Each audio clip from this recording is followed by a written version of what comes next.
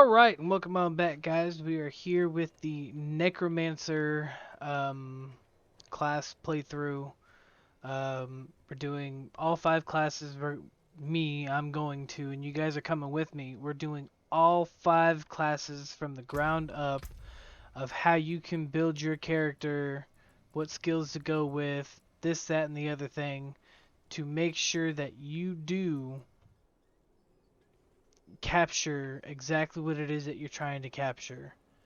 Whether it's a high damage output, whether it's, I cover all the skills. I definitely went over these original skills in the first Necromancer video, so if you guys want to go back and watch that, I go over the entire skill tree, but I more so did go over these skills because it's what you're going to start with. It's what's going to make the most out of your build at the start, with dealing enough damage and having your output done. And my main character actually is a Diablo. It is a Diablo.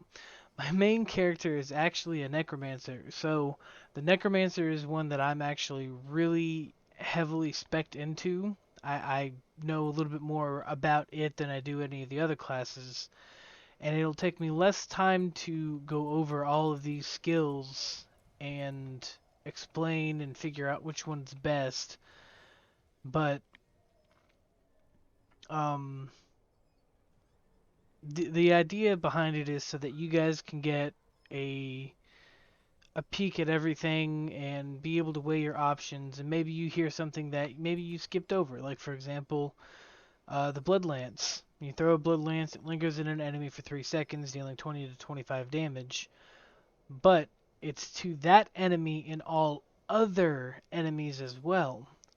And in addition, I'm also going to be showing you how each one of these performs in the field rather than just on paper, saying, oh, the Bloodlance looks, the Bloodlance looks good, but it may not be good. Or for example, Blood Surge. I don't think it's going to be good at all. I don't.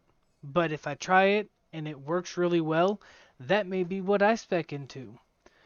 But the idea is to show you guys how this stuff works in game against actual enemies, for you guys to be like, you know what, that Blood Lance really is good. It's super effective. It captures exactly what I'm trying to do for my build and everything. The Blood Lance is physical, Bone Spear is physical. You have Blood Surge, which is physical. Blight and Sever are both shadow damage. You have Decompose, which is shadow damage. You have Reap, which is shadow damage. Physical, but yet one is blood, one is bone, and the other are darkness.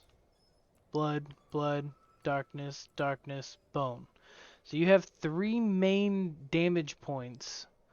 Granted, their actual damage, physical, shadow, and blood, those are there as well, but you have to remind yourself that you have bone, blood, and darkness. Then you have physical and shadow. That's really all you have. So the idea behind these class playthroughs are to show you not only on paper how good they sound or don't sound, but also how they perform. So that way you're able to decide whether or not it's something that you want in your build, if you decide to pick up that class, or if you decide, I want to try something new, but I don't know how to build it because I've never played it or anything like it. For example, my hardest point right now is the Sorcerer, because I just don't align with it. The other thing that I'm going to have trouble with when I get to it is going to be the Barbarian. I've always been a Necromancer or a Rogue Demon Hunter, whatever you want to call that. And the Druid, it plays kind of like the Barbarian, but it also plays kind of like a Rogue a little bit. It's got AoE skills, it's got a high output, but it also plays like the Barbarian in the sense that it has enough defensive capabilities to remain viable as a choice to run solo. All of these class videos are going to be just straight up solos, but the Necromancer is definitely one that I know pretty well, so we're going to do our best to figure out how effective it actually is. Not just on paper, but out in the field as well. So,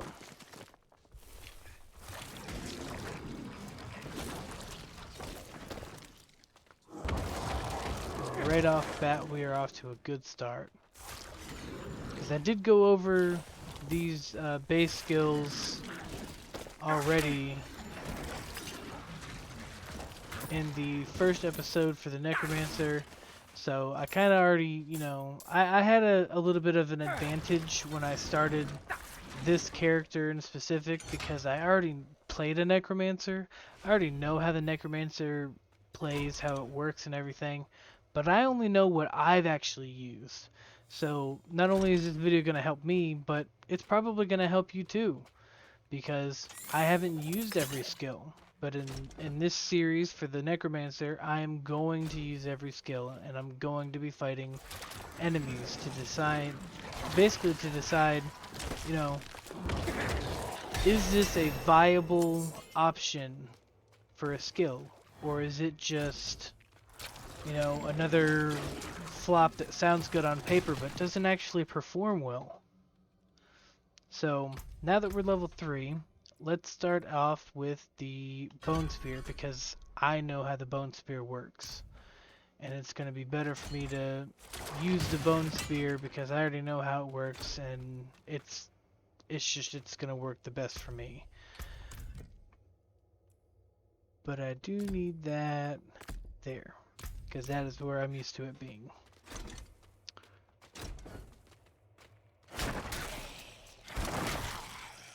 So that's 2 strikes already.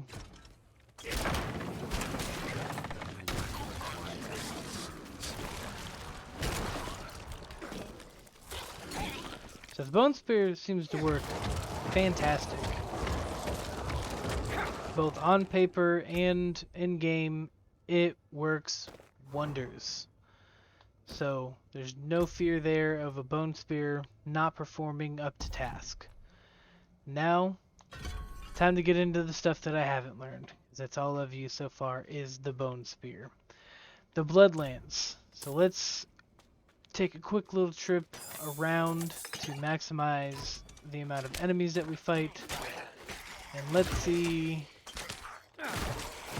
how well it actually performs. It looks like it's just insta-killing right now. Same as the Bone Spear. There we go.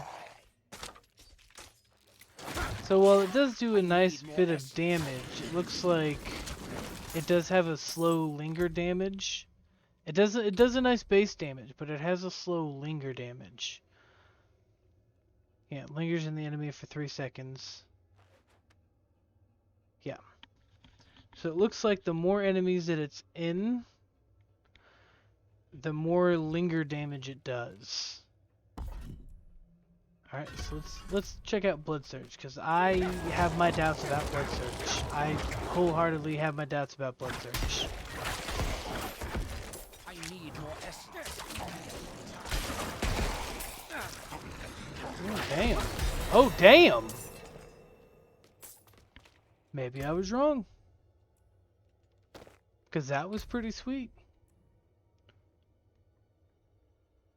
So it deals a damage when it pulls it, and then the Blood Nova does 12 to 15 damage, and it's increased by 10% per enemy drained. Holy damn. Okay.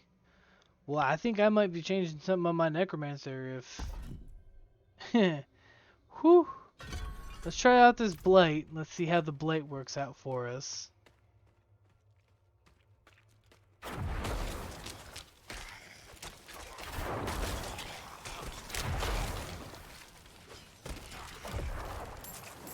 Blight's good, but it does not seem like it does a whole lot of anything.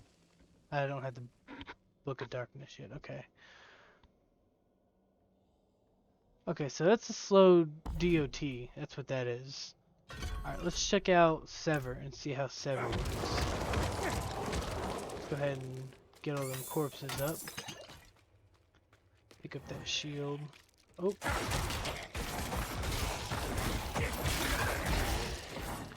So that uses a lot of mana, and it doesn't have a whole lot of output, per se. And right now, what's that? Essence costs 30, 25, and that's 21 to 26. See, versus a boss, that won't do too well. But neither will any of these. Bone Spear would be the best for taking on like a boss. But that Blood Surge. Ooh, that Blood Surge though. Alright, so Decompose. I'm pretty sure I went with Acolyte's Decompose. That seems to be the better option for pretty much anyone that I've seen so far. But let's look at these Blood Surge nodes. So Enhanced Blood Surge, which is required before you can even move to the next, to the next node, heals you for 2.5% of maximum life when drawing blood from enemies. If 4 or more enemies are drawn from, then heal for an additional 2.5. So that'll be nice, like in the higher levels, like towards like end game kind of content. That would be actually really beneficial. And it says each time an enemy is hit by Blood Surge's Nova, you're fortified for 1%, while you have fortified for over 50% of your maximum life. Blood Surge deals 20% increased damage. Okay, so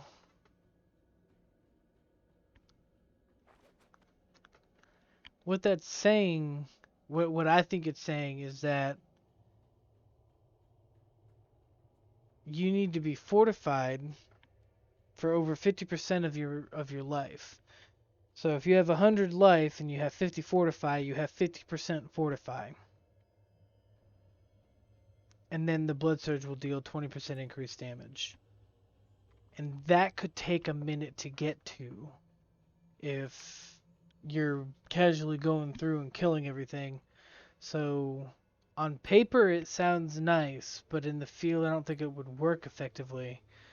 And then you have Paranormal Blood Surge. If an enemy is damaged by Blood Surge's Nova while you are healthy, which is over 80% health, then gain 1 stack of Overwhelming Blood.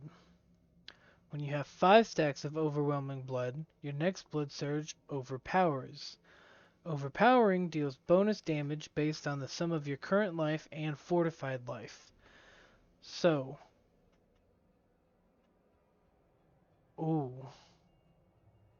Oh, that's broken. Oh, that is... Ooh, that's dirty. Oh, I know where we're going with that. I can't get it yet, though. Ugh. Ugh! That's gonna be nice. When it plays out, that's gonna be nice.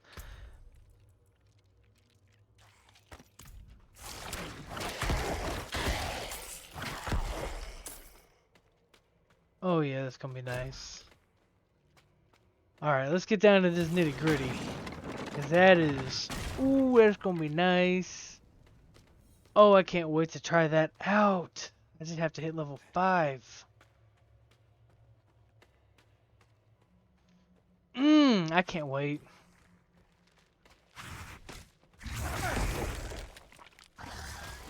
It's basically one cast and it killed everything. That's nice. Okay. So Blood Surge is proven to be a lot more effective than Bone Spear for the simple fact that a Necromancer is going to very quickly get like swarmed. You're gonna be found in groups quickly. And that could be the difference between life or death for you.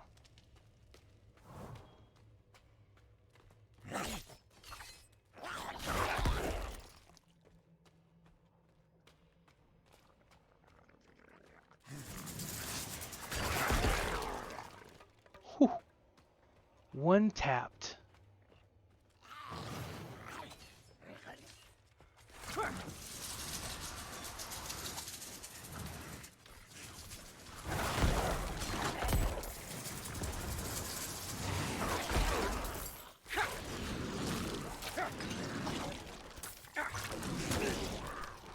Yeah.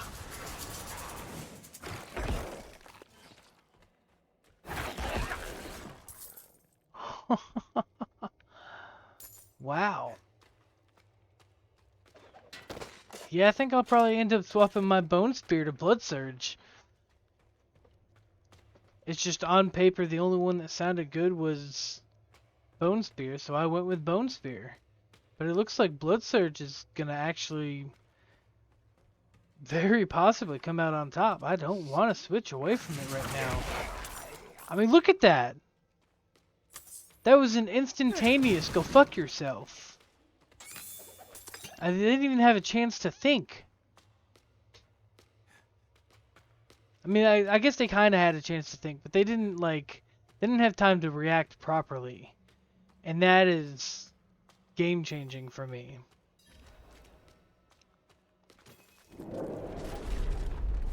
Get out of there.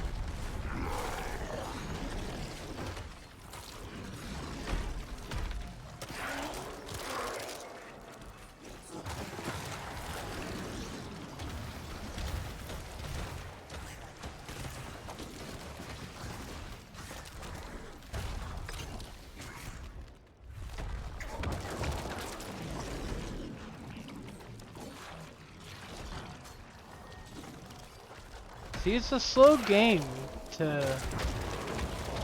It's a slow game with the Necro. But it can be done.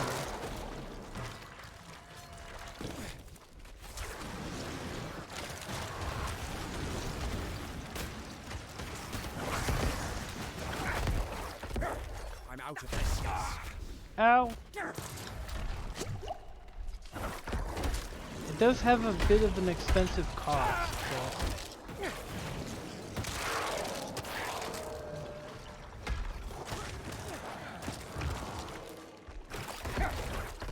I need more essence. That was not that hard either. In terms of like I was able to stay out of the fight, I was able to get enough done. It gives me something to break everything around me with without, you know, being able to target it like that. I can't target it at all. But with that I can break it. Which is a huge plus because that's the one skill on a Necro that really like messes with you a little bit. You've returned. Because you Your can't just ruins break are anything clear. you want. Your town should be safe now. Lost souls! All of you! That was about the same amount of dispatch time as the Druid. Which is a whole lot faster than with Bone Spear. I know because that's what I used originally. I'm low on essence. But it does have its drawbacks. Because that was a slower dispatch time than Light willing. even the Sorcerer. Madman.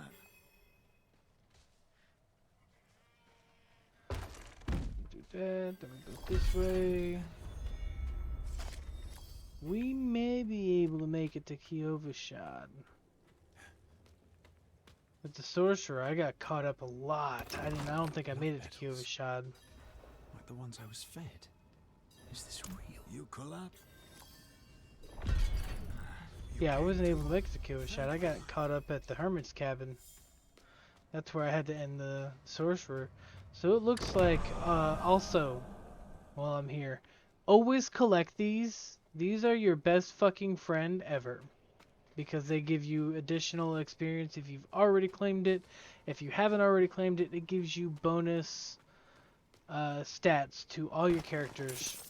Like every single one. Even if you were to make a new one 2 days after you hit level 20, you know, that character will also get that stat increase.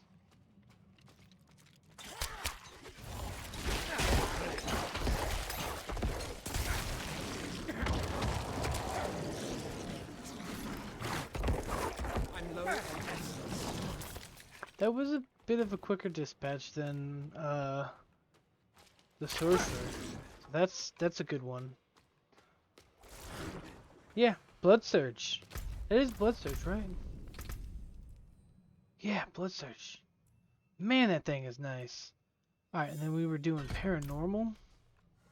Since I did level up with the boss.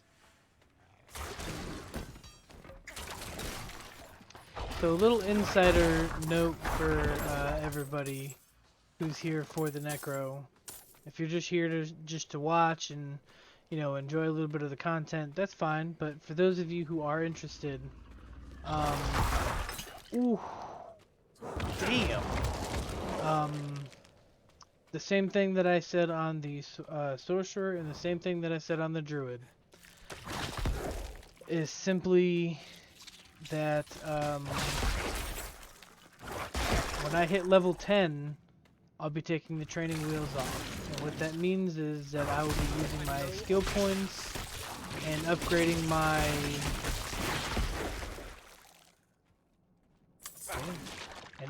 my gear as if, you know, I had all the stuff, which I do. So like when I hit level 10, those seven extra points, I'll just be using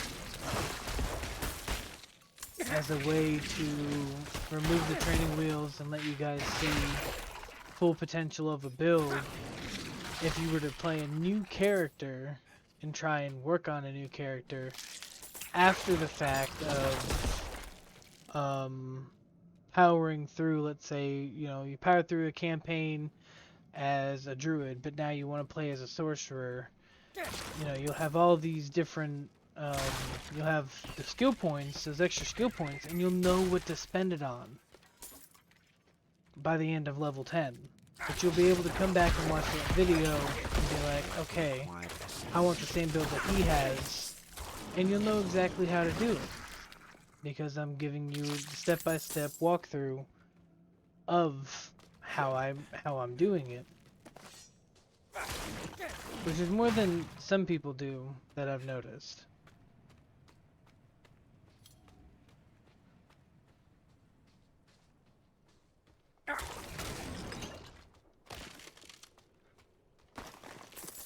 Me personally, I like this downside than the upside. But it's always beneficial to, because in the druid video I went this way. In the sorcerer video I went up and around this bend here. But how I usually like to do it is hit both of them equally, because they both have 4. It doesn't matter which side you go on. But if you go and catch both sides, then you get the best of it all because you hit everything. You swoop back around here, hit the hollow tree there, get the Galavine and the Bite Berry. All this extra stuff. Locked. Should clear up when the storm returns. Ooh, cool.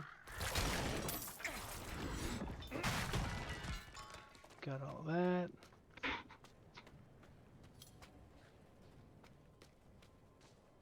Come around this bend, hit that blue stone, hit that chest. Sometimes you get some pretty good stuff out of that chest. I got a blue on the druid out of it. And then come around this way. And you have more. It's always nice to make that full circle around before you go and hit the hermit's cabin, because it does give you a bit of a jump on all of the extra stuff, the materials that you're gonna need when the time comes to upgrade all your stuff. I need more time. So it is nice to be able to go and gather all those little, you know, little bits of material before you move on. And extra gold. And then you come in here, you hit the door, hit the bookshelf, and the strange skull. Ta-da!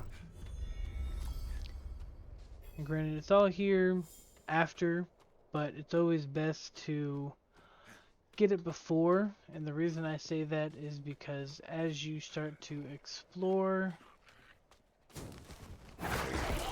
after you've been in there, you have enemies. And they can just complicate things. Now that we're level 6, we got that. We're 1 point away from hitting our next, which I want to try Blood Mist out, I really do. So I'm definitely for it, but we're gonna go with Blood Surge first. 7 points, yeah. So that way we have that under our belt and we're able to just walk up in here and let everybody know what we're about. So, my life for Azul. If anybody gets that reference. Got him. I don't have time to do it on this character, but I would like to say that if you follow this path and come down here, there's usually an event. I usually like to hit that event before I come to Kyovashad, only for the simple fact that it does give you some extra experience. It gives you a little bit of I'm sure like personal experience, not like character experience, but personal experience. Well, it gives you that an angel walks among us. Idea of how an event's going to go, and it gives you your first taste of a world event, and you basically you do it solo. And it is a little challenging. Don't get it twisted. It is gonna challenge you, but let's not linger. Kyovashad lies just ahead. But the deal about that is it does have a lot of beneficial things about it. We have no time for this. You get some blues, maybe a yellow, or a necro. This is Then cast it into the brazier. As the fire burns the wood, so too will the light. Bingo! So now we've made it into Kyovashad, which is faster than we did with the Sorcerer, because the Sorcerer has 6 core skills. So, what did you I'm off to the dry. I bet you didn't write anything at all. So, tattoos, sway back, cloudy eyes. This poor thing is broken. So the idea behind all this is just to give you guys the idea of how these skills work in the field. I know I keep saying it, but it literally is so that you guys are able to see how it works out in the field, rather than just looking at it like, oh, I wonder if I want to use that, because after you hit level 8, you don't get another refund for free. Your skills, when you refund them, they cost money. He also gave me this amulet. And that's where it can get pretty expensive. Boop. Boop.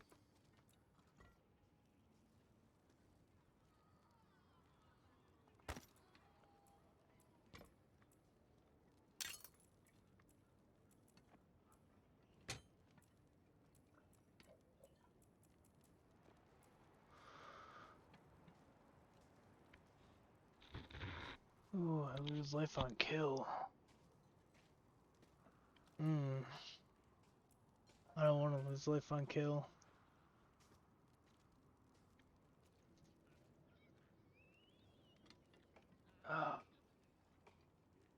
It also has core skill damage, which is the blood surge.